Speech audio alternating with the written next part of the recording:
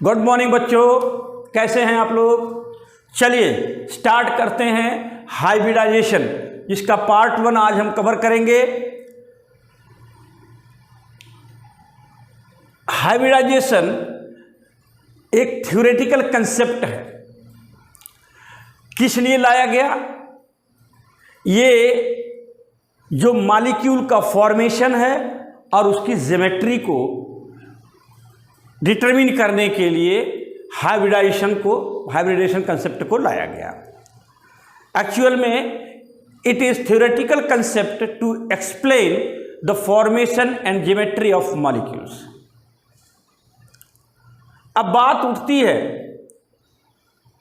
इसकी चर्चा करने से पहले, हाइब्रिडाइजेशन को डिटेल में जाने से पहले हम थोड़ी सी इसकी बैक की चीज़ों को देखना चाहेंगे। क्या है कि बैलेंस बॉन्ड थियरी ये कहती है कि भाई जो कोवैलेंट बॉन्ड दो एटम के बीच में बनेंगे, वो कब बनेंगे? जब दोनों एटम में जो हाफ फिल्ड एटॉमिक ऑर्बिटल हैं वो जो ओवरलैपिंग करते हैं, तभी कोवैलेंट बॉन्ड बनता है। मतलब ये कि नंबर ऑफ कोवैलेंसी क्या होगी तो नंबर ऑफ कोवैलेंसी भी वही होगी जो उस एटम में हाफ फील्ड ऑर्बिटल की संख्या होगी। अगर हाफ फील्ड ऑर्बिटल की संख्या 2 है तो उसकी कोवैलेंसी 2 होगी।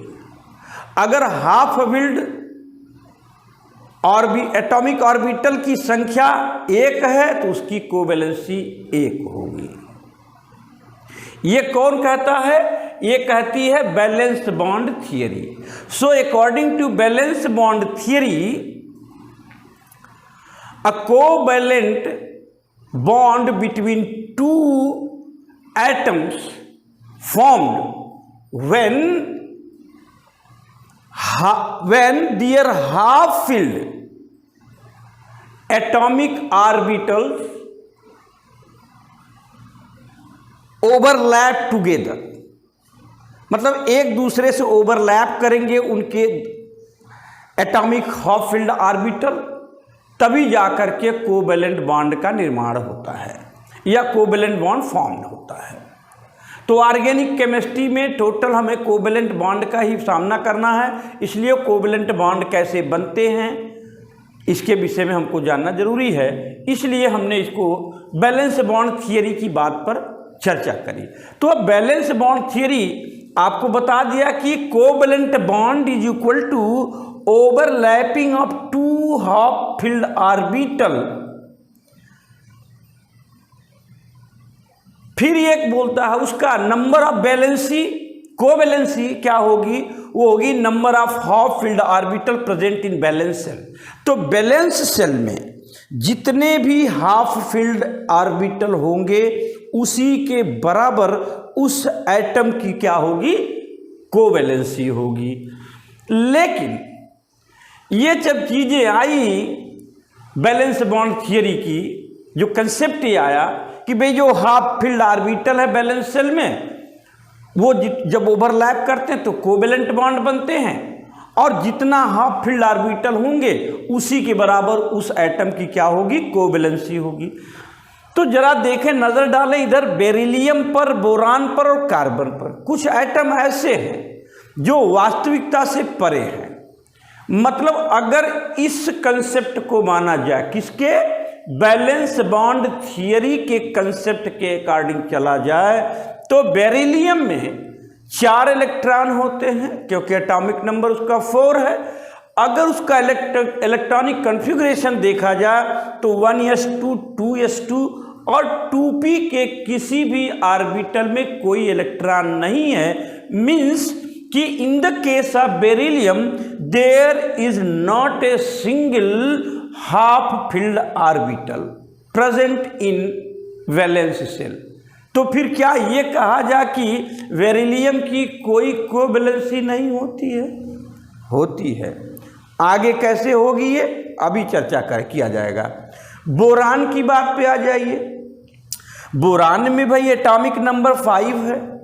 इसका इलेक्ट्रॉनिक कॉन्फ़िगरेशन किया जाए तो क्या है 1s2 2s2 2px1 2py में कोई इलेक्ट्रॉन नहीं, 2pz में कोई इलेक्ट्रॉन नहीं।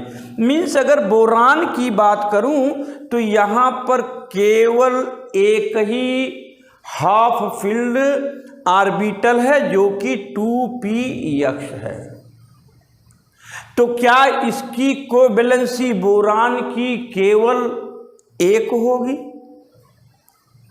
तो नहीं, इसकी कोवैलेंसी 3 होती है। कैसे होगी अभी देखा जाएगा। कार्बन की बात करते हैं तो कार्बन में यहाँ जो एटॉमिक नंबर है वो 6 है।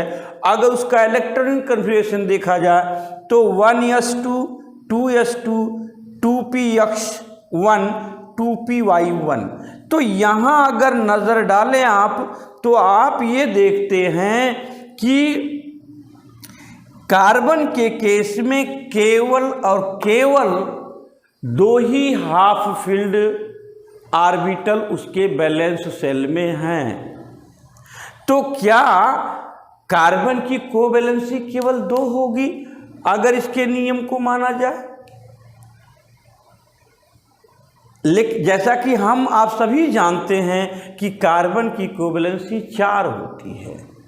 अब ये 4 कैसे आएगा इसको देखेंगे भी आगे हम लोग। तो अब ये देखा गया कि बैलेंस बॉन्ड थियरी ही फिर कहती है कि भाई जो ऑब्जर्व्ड कोवैलेंसी है, जैसे इसकी कितनी होती है, वो होती है 2। किसकी? बेरिलियम की। बोरान की जो होती है वो होती है 3 और इसकी क्या होती है 4। तो अब ये कैसे आएगा उसके लिए भी इन्होंने एक्सप्लेनेशन दिया अपना, किसने? बैलेंस बॉन्ड थियरी ने, कि ये एटम जब मॉलिक्यूल बनाने जाते हैं तो उनके बीच में जो बॉन्ड बनता है उस बॉन्ड को बनने से पहले ये जो एटम हैं वो ग्राउंड स्टेट से एक्साइटेड स्टेट में जाते हैं। जब वो एक्साइटेड स्टेट में जाते हैं तो उस समय होता क्या है कि उनका जो एडजेसेंट ऑर्बिटल है, जिसका एनर्जी लगभग सेम है लेकिन थोड़ा से डिफरेंस है, कंपैरेबल है, तो उनका उस पेयर्ड सब सेल का एक इलेक्ट्रॉन प्रमोट करके वह अगले सब सेल में चला जाता है, लेकिन उसी सेल का होना चाहिए। तो ऐसे केस में देखते हैं कि कैसे ये चीज हो रहा है। तो आइए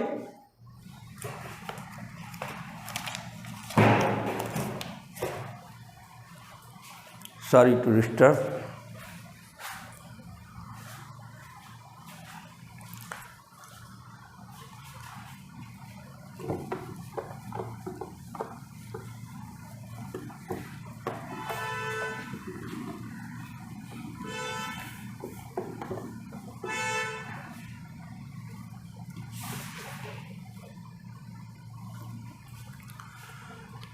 तो हमने ये कहा कि अगर हम बैलेंस बॉन्ड थियरी के कंसेप्ट को मानूं तो कार्बन की कोवैलेंसी 2 होनी चाहिए, लेकिन बाद में उन्होंने खुद एक्सप्लेनेशन दिया कि नहीं, इसकी कोवैलेंसी 4 तो होती है। और कैसे होती है उसके लिए उन्होंने एक्सप्लेन किया, इस थियरी ने एक्सप्लेन किया कि बॉन्ड कोवैलेंट बॉन्ड फॉर्मेशन से पहले वो पर्टिकुलर एलिमेंट जो होते हैं वो कहाँ चले जाते हैं? एक्साइटेड स्टेट में चले जाते हैं, जिसके कारण एक उनका जो एडजेसेंट सब सेल होता है उसी सेल का दूसरा सब सेल जो कि पेयर्ड कंडीशन में होता है उसका इलेक्ट्रॉन प्रमोट करके अगले सब सेल में चला जाता है उसी सेल के।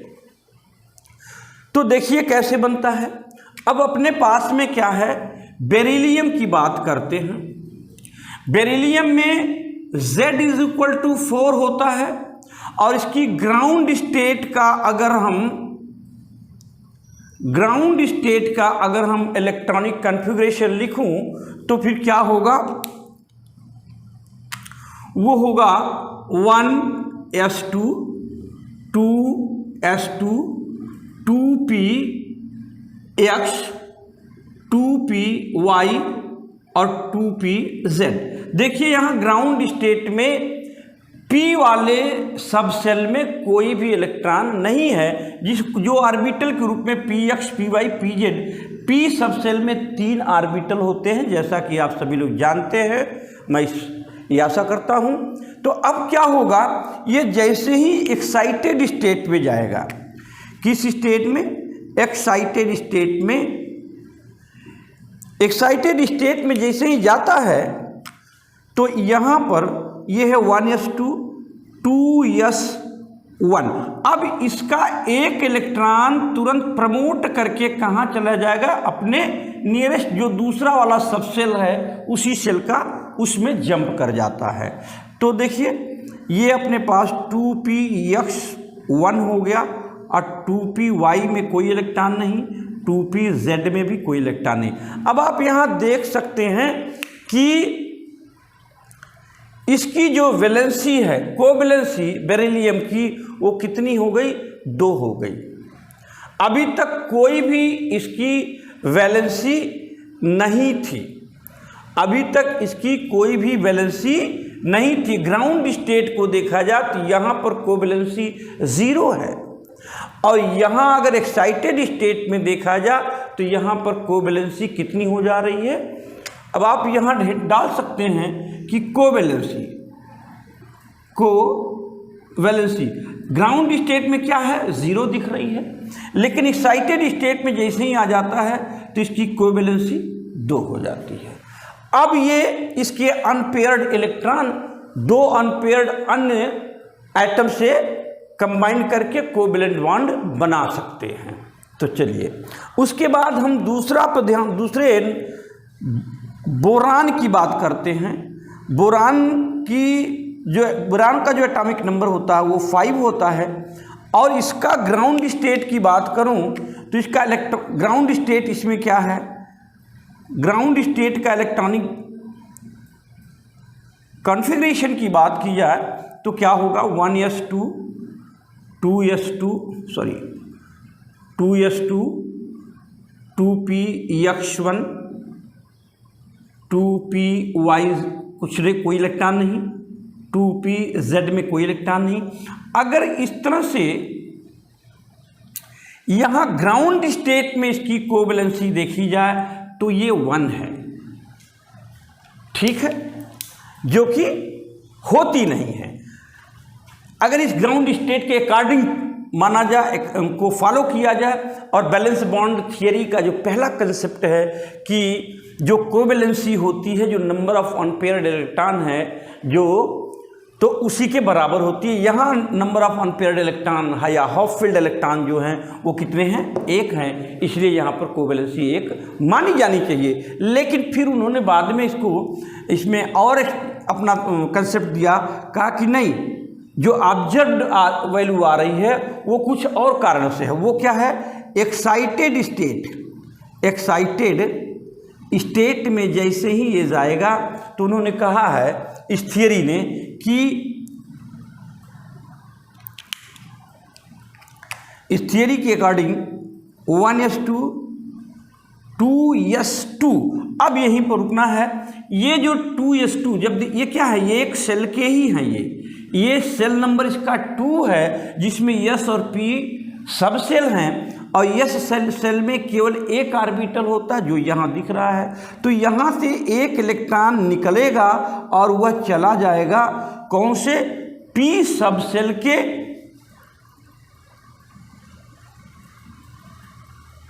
py ऑर्बिटल में, p सब सेल के py ऑर्बिटल में।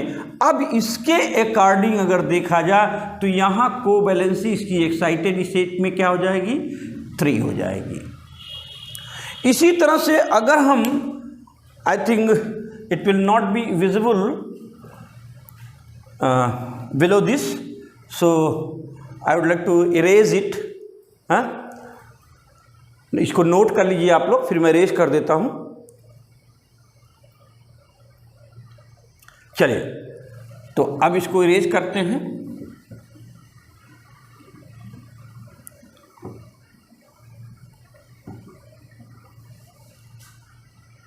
अब आ जाइए कार्बन की बात करते हैं.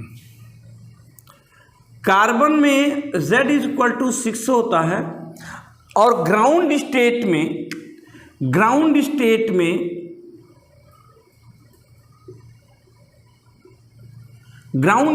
में अगर इसका कॉन्फ़िगरेशन किया जाए तो क्या होगा? 1s2 2s2 2p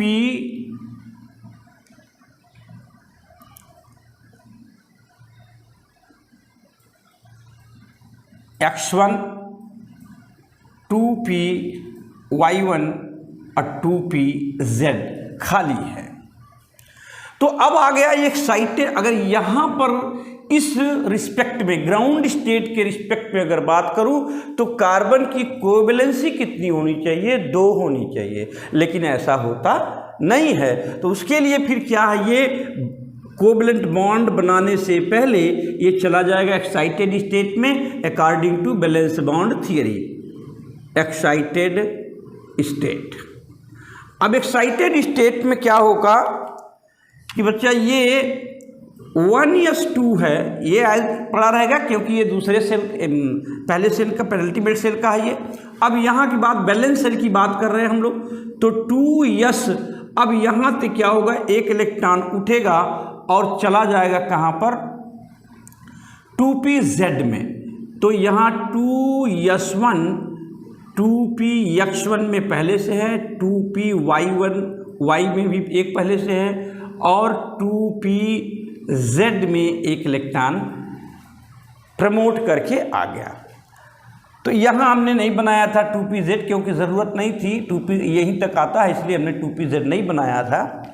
तो उसमें कोई बहुत मतलब नहीं है, लेकिन चाहे तो बना सकते हैं. यहाँ हम 2pz कर सकते हैं, यहाँ कोई इलेक्ट्रॉन नहीं है. तो अब आइए हम लोग देखते हैं कि यहाँ पर अब हमारे पास में कुल टोटल इसकी जो कोवैलेंसी कितनी हो गई, वो हो गई 4, जो कि ऑब्जर्व्ड कोवैलेंसी है, जो कि ऑब्जर्व्ड कोवैलेंसी है. तो अब प्रश्न उठता है कि भाई अगर इसको फॉलो किया जाए, अगर इसको हम लोग फॉलो करें,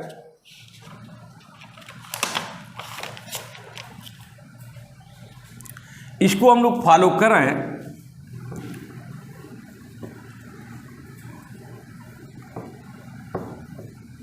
तो बात निकल के कुछ और आती है. तो उसके लिए वहीं इसी से क्लियर हो जाएगा कि हाइब्रिडाइजेशन की आवश्यकता क्यों पड़ी. Why we need hybridisation. इसी चीज़ का जवाब देने के लिए इसको एक्सप्लेन करना ज़रूरी है. तो अब देखिए, हम यहाँ पर एक हेडिंग डाल देते हैं कि नीड ऑफ हाइब्रिडाइजेशन.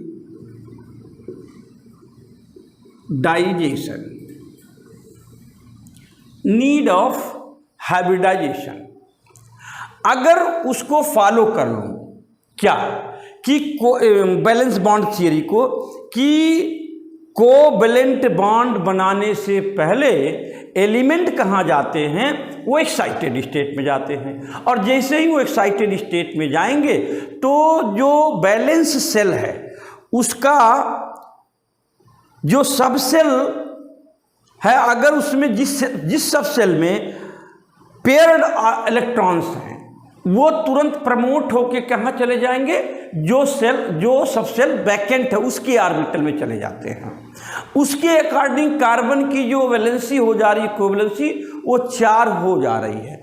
अगर उसके अकॉर्डिंग हम फॉलो कर लूँ तो चलो भाई ठीक है.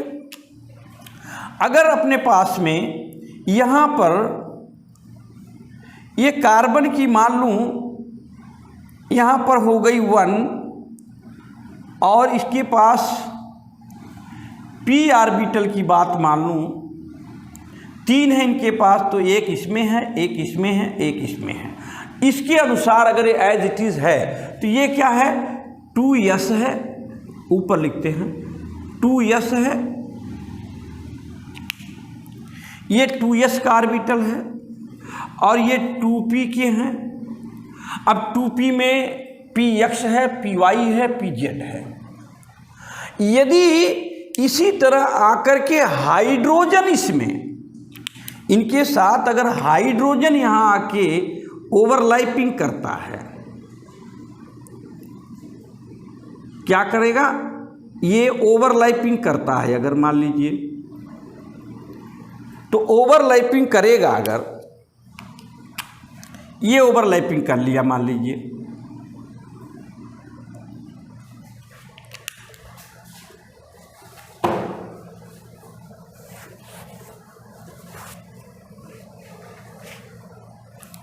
ये ओवरलैपिंग कर लिया तो ये क्या है 1s है, क्या है ये 1s, किसका, हाइड्रोजन की बात हम कर रहे हैं। ये किसका है, हाइड्रोजन का, ये किसका है, कार्बन का है।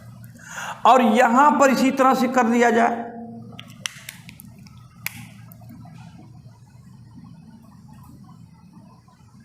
तो यहां भी क्या होगा,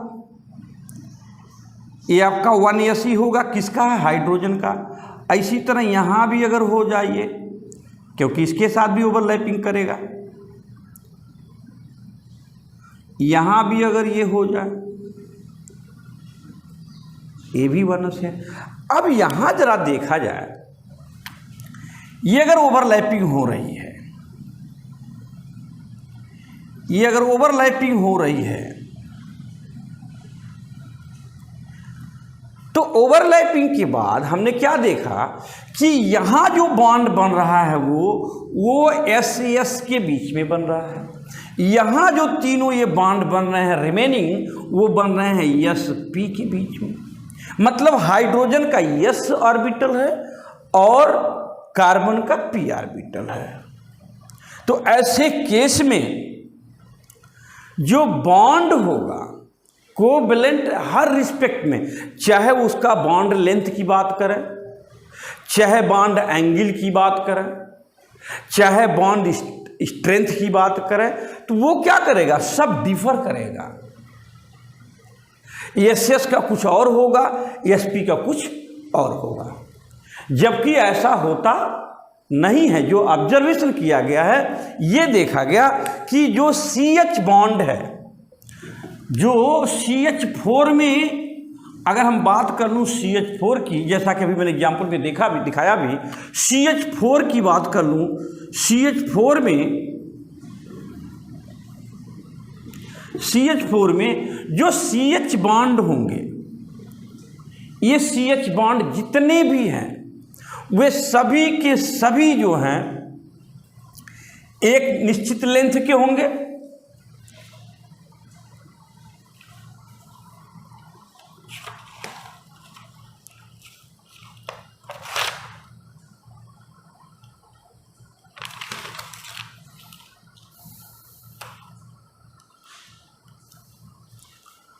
और वो है क्या, 108 pm। और जो बॉन्ड है C और H के बीच में, ये बॉन्ड एंगल वो होता है 109 डिग्री 28 मिनट्स। तो इस तरह से अगर देखा जाए तो CH जो CH4 है उसकी कंडीशन ये है सभी बॉन्ड की। लेकिन अगर उसको फॉलो कर लिया जाए, केवल बैलेंस बॉन्ड थियरी के अकॉर्डिंग चला जाए, तो वहाँ पर जो बॉन्ड बनेंगे, एक SS बनेगा और बाकी 3 SP के बीच में बनेंगे। तो ऐसे केस में रिजल्ट क्या आएगा कि जो बॉन्ड लेंथ है सबकी डिफर आएगी, SS की अलग होगी, SP की अलग होगी, बॉन्ड एंगल भी डिफर होंगे और उनका स्ट्रेंथ भी डिफर होगा, जो कि संभव नहीं है, जो कि ऑब्जर्वेशन में ऐसा नहीं पाया गया कि अलग अलग है। तो इसका मतलब हो गया कि वह कंसेप्ट कहीं न कहीं से फेल कर रहा है इसको एक्सप्लेन करने में। तो इसीलिए इस समस्या का हल करने के लिए आता है हाइब्रिडाइजेशन। क्या आता है? हाइब्रिडाइजेशन की इसीलिए आवश्यकता पड़ी। तो अब प्रश्न उठता है कि what is the hybridisation? It is nothing, it is defined as, it is defined as phenomena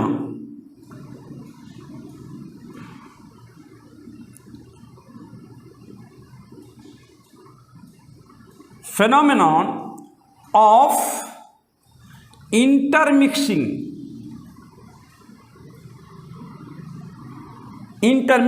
of atomic orbitals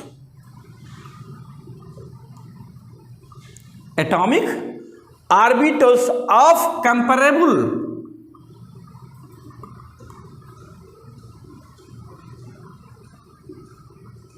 comparable energies to form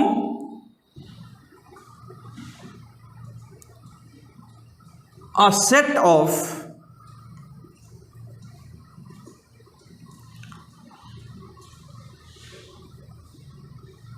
same number of new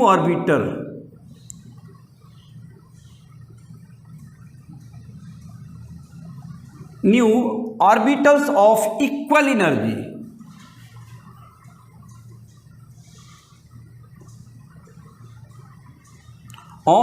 energy and identical in